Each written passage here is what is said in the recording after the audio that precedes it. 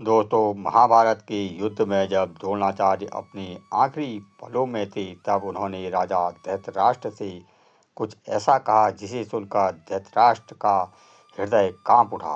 वे शब्द केवल एक गुरु के नहीं थे, बल्कि एक सत्य के थे जो कौरव वंश के भविष्य का संकेत दे रहे थे।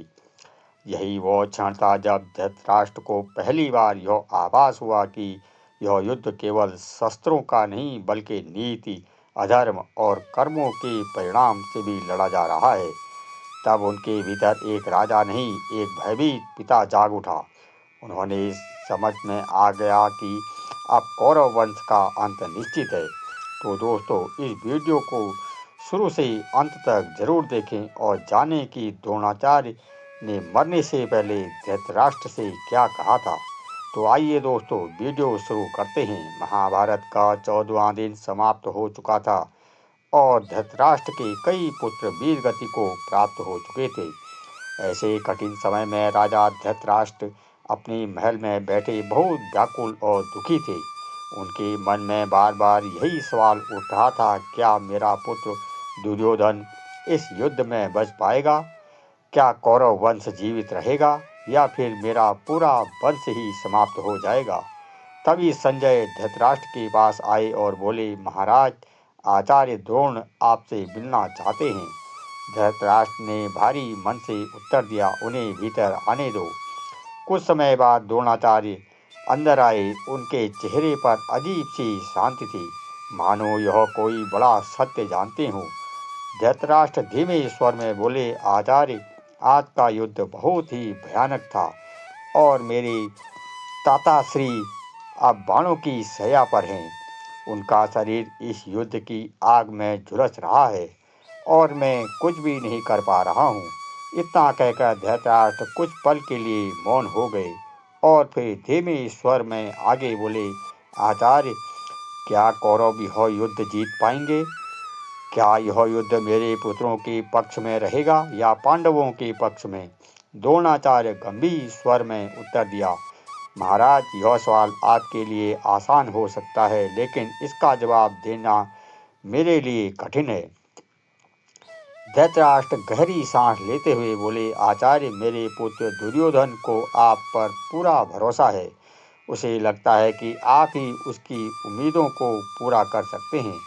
फिर भी मैंने सुना है कि आपने पांडवों पर हमला तो किया, लेकिन उसे मान नहीं पाए, जबकि वे उस समय ऐसा आए थे। इतना कहकर धृतराष्ट्र कुछ पल के लिए मौन हो गए।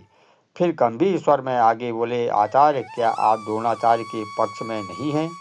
द्रोणाचार्य गंभीर स्वर में उत्तर दिया, महाराज, मैं दुर्योधन के पक्ष में हूँ, लेकिन अब मुझे सत्य को छिपाना नहीं चाहिए। सच तो यह है कि महाराजा, कि मैं पांडवों को मार नहीं सकता। मैं दुर्योधन के साथ हूँ, लेकिन मेरे ऊपर एक बड़ा ऋण है जो वर्षों से मेरे हृदय पर बोझ बनकर बैठा है।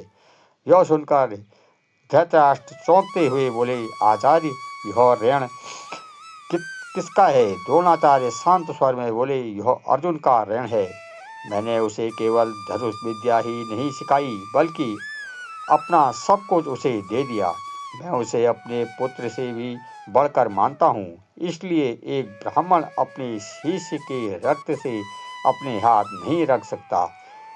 धृतराष्ट्र व्याकुल होकर बोले, तो क्या इसका मतलब यह है कि आप पांडवों को जीवित रहने देंगे? तो क्या मेरे पुत्र को वीरता इस युद्ध में पांडवों के सामने टिक नहीं पाएगी? द्रोणाचार्य गंभीर स्वर में बोले, महाराज, एक और रहस्य है, यह भी आप जान लो। पांडवों का वध कोई नहीं कर सकता, क्योंकि उनके प्राणों की रक्षा सभी तभी तो श्री कृष्ण कर रहे हैं, और जिस युद्ध में श्री कृष्ण उपस्थित हो, उनमें विजय शस्त्रों से नहीं मिलती। विजय पहले ही धर्म के पक्ष में झुक जाती है।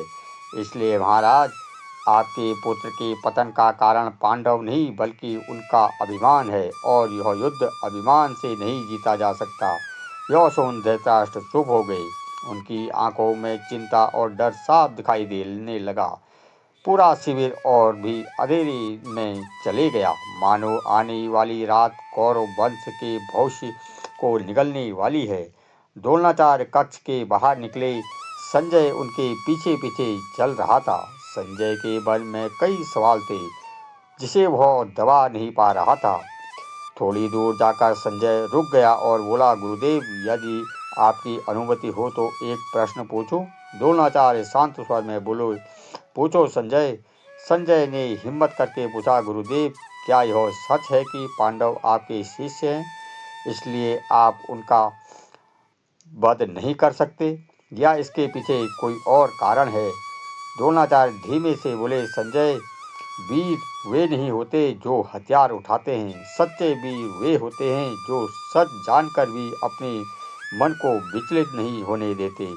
इतना कहकर द्रोणाचार्य कुछ पल के लिए मौन हो गए, फिर गंभीर स्वर में आगे बोले, संजय, क्या तुम इतना भार उठा सकोगे कि युद्ध में जो कुछ भी तुम देखोगे वह सब राजा धृतराष्ट्र से नहीं कहोगे? क्या कोई बार सच बोलना नहीं बल्कि सच छिपाना भी सबसे कठिन परीक्षा होती है? संजय गंभीर स्वर में बोला, गुरुदेव, मैं धृतराष्ट्र की आँख हूँ, वे नहीं देख सकते, लेकिन युद्ध में जो कुछ होगा वह सब मैं अपनी दिव्य दृष्टि से देख सकता हूँ। जो सत्य उनके हृदय को पीड़ा देगा मैं उसे भी नहीं छिपा पाऊँगा। यही मेरा राजा के प्रति सच्ची मित्रता है। लेकिन फिर भी मैं बस यह जानना चाहता हूँ कि आप पांडवों का वध क्यों नहीं कर सकते? द्रोणाचार्य ने गहरी सांस ली और बोले, संजय, पांडव साधारण मनुष्य नहीं है, वे धर्म के मार्ग पर चलने वाले हैं। उनके साथ एक ऐसी शक्ति है जो दिखाई नहीं देती लेकिन बहुत शक्तिशाली है। संजय ने धीरे से पूछा, आप श्री कृष्ण की बात कर रहे हैं? द्रोणाचार्य धीरे से बोले, हाँ संजय, श्री कृष्ण केवल नीति जानने वाले नहीं, वे इस युद्ध की दिशा भी तय कर सकते हैं। जहाँ श्री कृष्ण खड़े हो जाते हैं वहाँ मृत्यु भी पीछे हट जाती है। इसलिए जब तक श्री कृष्ण इस युद्ध में पांडवों के साथ हैं, मैं तो क्या, देवता भी उनके सामने असहाय हो जाएंगे।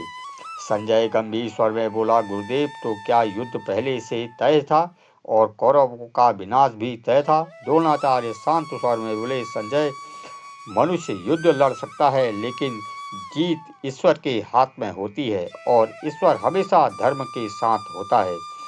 कौरव के साथ वीर योद्धा हैं लेकिन धर्म उनके साथ नहीं है, और जहाँ धर्म होता है वहीं श्री कृष्ण सदा मौजूद रहते हैं। संजय धीरे से बोला, तो गुरुदेव, कल आप रणभूमि में क्या करेंगे? द्रोणाचार्य धीरे से बोले, संजय, कल का दिन मेरे जीवन का सबसे कठिन दिन होगा।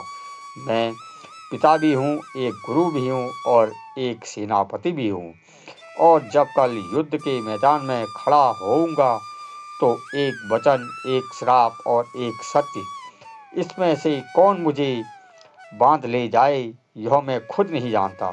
संजय डरते हुए बोला, गुरुदेव, क्या आपको अपने आसपास कुछ अनहोनी होने का आभास होता है?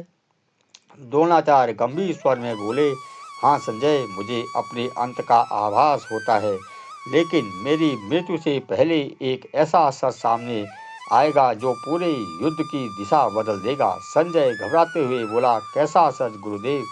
द्रोणाचार्य धीमे स्वर में बोले, वही सच जो एक पिता का हृदय तोड़ देगा। और उसी क्षण द्रोणाचार्य रणभूमि से विदा हो जाएंगे।